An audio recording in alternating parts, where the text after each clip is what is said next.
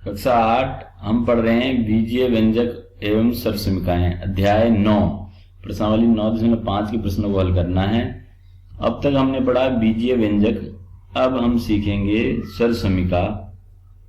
ये सर्वसमीकाएं क्या हैं? तो देखें, एक हमने बहुपद लिया है इस प्रकार कि एक ये भी द्विपदीय है, ये भी द्विपदीय है, इन दोनों की हम गुणा करते हैं। जरा देखें, बराबर ए की गुणा a+2 पूरे ब्रैकेट में प्लस 1 की गुणा पूरे ब्रैकेट में। इस तरह से हमने प्रश्नों को पिछली प्रश्नावली में हल किया है, बहुपदों का गुणनखंड। तो a की गुणा a में और फिर a की गुणा 2 में भी, ये a की गुणा a में और a की गुणा इस 2 में। ब्रैकेट के अंदर सभी पदों से गुणा की, ये हो गया a की घात 2, ये हो गया 2a और ये आ गया a और ये हो गया 2। ये a की घात 2 समान पद होने की वजह से ये जुड़ गए, 2a और ये 1a है तो ये हो जाएगा 3a + 2। तो हम देख रहे हैं a+1 और a+2 का जो गुणनफल है वो ये आया, तो ये कहलाती है समीका। ये क्या है? समीका। अब ये इसका बायां पक्ष है, ये इसका दायां पक्ष है। मैं a बराबर 1 के लिए जरा मान निकालता हूं, बाएं पक्ष के भी और दाएं के भी। तो बाएं में a+1 है, तो a+1 और a+2, तो जरा मान रखें 1+1, a की जगह 1 रखा। इससे पहले हमने पूर्व की प्रश्नावलियों में, वीडियो में आपने देखा होगा, हमने बहुपदों के मान ज्ञात किए हैं जब चर का मान दिया हुआ हो। तो यहाँ पे a1 है, तो जो भी चर का मान दिया हो, यहाँ a बराबर 1 दिया है तो चर का मान वो रख देंगे, तो ये 2 हो गया और यहाँ पे आ गया 3। ब्रैकेट के बीच में कोई चिन्ह नहीं है, इसका मतलब गुणा, तो ये 3 दूनी 6। इसी प्रकार अगर दाएं पक्ष राइट हैंड साइड का मान निकालें तो a की घात 2 3a + 2, तो a की जगह 1 रखेंगे क्योंकि a का मान 1 दिया हुआ है, और 3 गुणा 1 + 2, ये 1 3 एकम 3 और ये सब समान चिन्ह वाले हैं, जुड़ जाएंगे, ये आ गया 6। तो इस प्रकार देख रहे हैं कि लेफ्ट हैंड साइड और राइट हैंड साइड का मान बराबर आ रहा है। तो समीका में अगर किसी चर का कोई भी मान रखा जाए तो वो बराबर हो, उसका दायां पक्ष और बायां पक्ष, तो वो कहलाती है सर्वसमीका। हम कुछ और मान रख के भी हल कर सकते हैं। a बराबर 10 के लिए निकाल लें, a बराबर 10 के लिए, तो देखें ये लेफ्ट हैंड साइड में a+1 और a+2 है, तो यानी कि 10 + 1 और ये हो जाएगा 10 + 2, तो ये 10 + 1 कितना हो गया 11 और ये कितना हो गया 12। 11 और 12 की मल्टीप्लाई हो जाएगी, तो ये आ गया 12 एकम 12 2, 12 एकम 12 और 1 13, 132। राइट हैंड साइड का मान निकालें तो a की घात 2 + 3a + 2 है, तो यानी 1 की जगह लिखेंगे हम 10, तो ये 10 की घात 2 देख रहे हैं, प्लस 3a यानी कि 3 गुणा 10 और प्लस 2, तो 10 की घात 2 कितना हो गया 100 और ये हो गया 3 गुणा 10 30 + 2, तो यहां इनको जोड़ेंगे, ये भी आ गया 132। तो इस प्रकार देख रहा हूं मैं a बराबर 10 के लिए भी इस समीका के दोनों पक्ष बराबर आ रहे हैं, दायां पक्ष और बायां पक्ष। तो बार बार कोई भी चर का मान यहां पे रखेंगे तो क्या होगा, दायां पक्ष और बायां पक्ष बराबर होगा। ऐसी समीका जो चर के प्रत्येक मान के लिए सत्य हो, सर्वसमीका कहलाती है। तो मैंने 1 के लिए भी ट्राई किया, दोनों पक्ष बराबर आ रहे हैं। मैंने a बराबर 10 के लिए भी ट्राई किया, दोनों पक्ष बराबर आ रहे हैं। आप a बराबर कुछ और 5, 4, 6 या माइनस में कोई भी संख्या लेकर के दोनों पक्षों में अलग अलग मान ज्ञात कर सकते हैं, दोनों बराबर आएंगे। तो ऐसी समीका जो चर के प्रत्येक मान के लिए सत्य हो, सर्व समीका कहलाती है। इससे अलग अगर कुछ मानों के लिए ही समीका संतुष्ट हो रही है तो वो कहलाती है समीकरण। कैसे? जैसे देखें, a की घात 2 प्लस 3a प्लस 2 बराबर 132, ये लिख दे रहा हूं मैं। तो ये कब संतुष्ट होगा? ये होगा a बराबर 10 के लिए। a बराबर 10 मान रखूंगा यहाँ पे, तो देखो 132 आ रहा है। इसके अलावा और मान रखने पर 132 नहीं आएगा।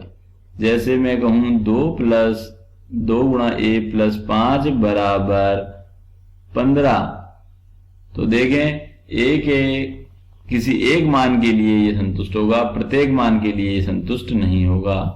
ये पक्ष इस पक्ष के बराबर नहीं होगा, एक यानी चर के किसी भी मान के लिए। यहां पे मैं 5 रखूंगा तो 5 दूना 10 और 5 15, तो बराबर हो रहा है।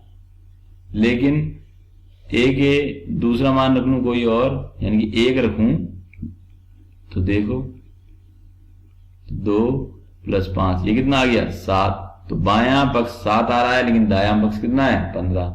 तो यहां पर ये संतुष्ट नहीं हो रहा।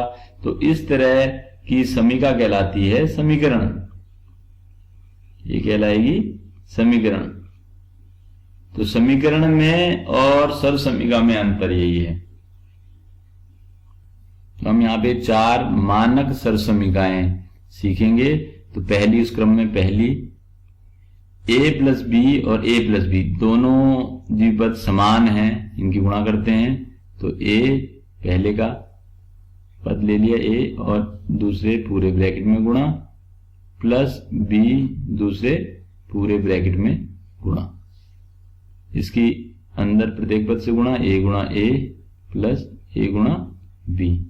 इसी प्रकार यहाँ पे ये b गुणा a और ये हो गया b गुणा b। यहां देखें a की घात 2 हो जाएगा, प्लस ये ab, और यहाँ ba को मैं ab लिख दूंगा। गुणा का क्रम में नियम बार बार बता दिया आपको। ये b की घात 2, क्योंकि a गुणा b गुणा a के बराबर ही होगा। 2 गुणा 3 बराबर 3 गुणा 2 होता है।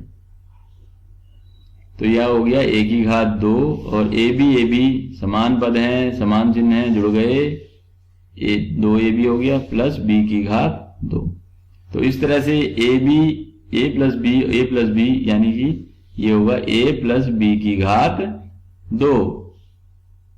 तो एक सर्व समीका मानक हमको मिल गई है कि a प्लस b की घात 2 अगर है तो बराबर होगा a की घात 2 प्लस 2ab प्लस b की घात 2। a और b क्या है? a और b पद हैं अलग अलग। ये a प्रथम पद को बताएगा, b दूसरे पद को बताएगा। किस तरह से? जैसे 2x प्लस 3 इसकी घात 2 अगर मुझे ज्ञात करनी है तो मुझे इस तरह से बार बार गुणा करने की आवश्यकता नहीं है। मैं इस मानक सर्व समीका का प्रयोग करूंगा। यहाँ पे a बराबर 2x और b बराबर 3 होगा, यानी कि पहला पद 2x है और दूसरा पद जो b कह रहा हूं मैं वो क्या है? 3। तो क्या लिखूंगा यहाँ पे? a की घात 2, यानी कि पहले पद की घात 2 प्लस 2 गुणा पहला पद गुणा दूसरा पद। ये a है, ये b है, तो 2ab हो गया, प्लस b की घात 2 यानी कि दूसरे पद की घात 2। अब इसको सरल करेंगे। 2x की घात 2 मतलब 2x गुणा 2x, तो ये हो जाएगा 4x की घात 2। यहां होगा 3 दूनी 6 दूना 12x, और ये 3 की घात 2 का मतलब 3 गुणा 3 यानी कि 9। तो इस तरह से हम इस मानक सर्व समीका का प्रयोग करके प्रश्नों को हल कर लेंगे। इसी तरह से दूसरी सर्व समीका है a माइनस b की घात 2। इसका मतलब क्या है, ये a माइनस बी गुणा a माइनस बी। तो इसको हम जब सरल करेंगे तो ये आएगा a की घात 2 माइनस 2ab प्लस b की घात 2। ये a माइनस b की घात 2। तो ये दूसरी सरसमीका है, ये ठीक इसी के अनुरूप है। यहाँ पे 2ab माइनस का हो गया है क्योंकि यहाँ b अंदर माइनस का।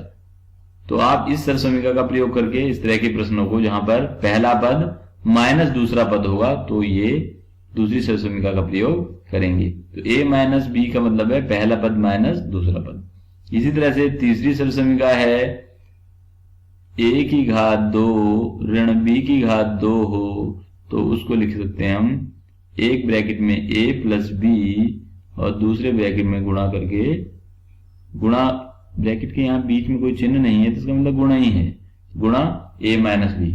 या इस तरह से है तो आप उसको a की घात 2 माइनस b की घात 2 लिख सकते हैं। a और b क्या है, पहला पद और दूसरा पद। चौथी सरसमीका है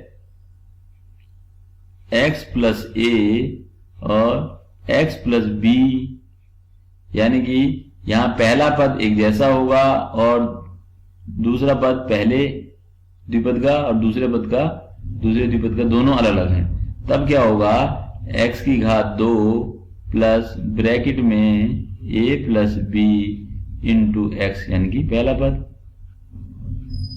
प्लस a गुणा b यानी ab। तो ये चार सरसमीकाएं आपको याद रखनी है, इनसे इस प्रश्नावली के प्रश्नों को हल करना है।